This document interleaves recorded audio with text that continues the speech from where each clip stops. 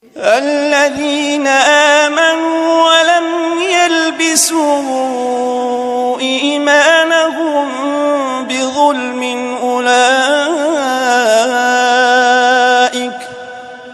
أولئك لهم الأمن وهم مهتدون. وتلك حجتنا آتيناها إبراهيم على قومه نرفع درجات من نشاء إن ربك حكيم عليم. ووهبنا له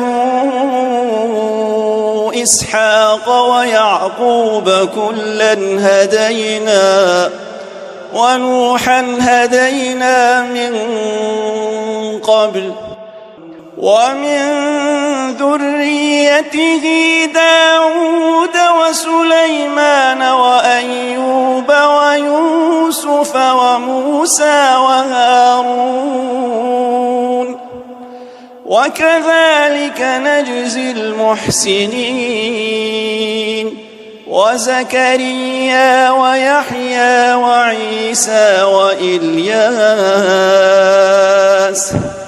كل من الصالحين وإسماعيل واليسع ويونس ولوطا وكلا فضلنا على العالمين. ومن آبائهم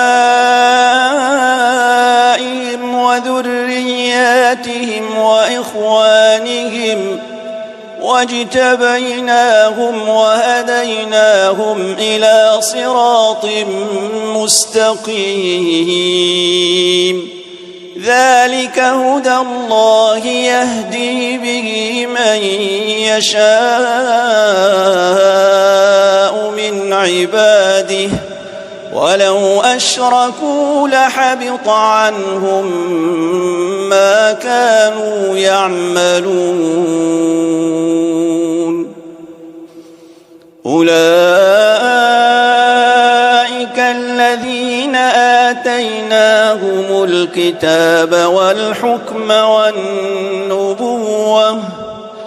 فإن يكفر بها هؤلاء فقد وكلنا بها قوما ليسوا بها بكافرين. أولئك الذين هدى الله